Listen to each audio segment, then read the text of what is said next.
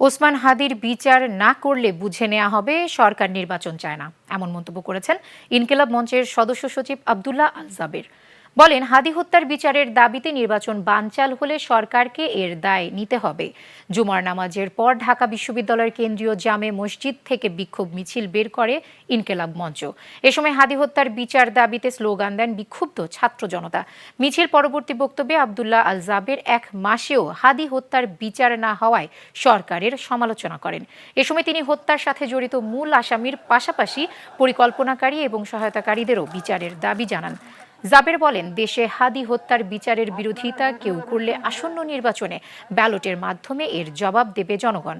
ভারতীয় আধিপত্যবাদ এবং কালচারাল ফ্যাসিজমের বিরুদ্ধে বিভিন্ন স্লোগান দিয়ে ইনকিলাব মঞ্চ জানায়, দেশ থেকে দিল্লির দাসদের বিদায় না করা পর্যন্ত আজাদির লড়াই চালিয়ে যাবেন তারা।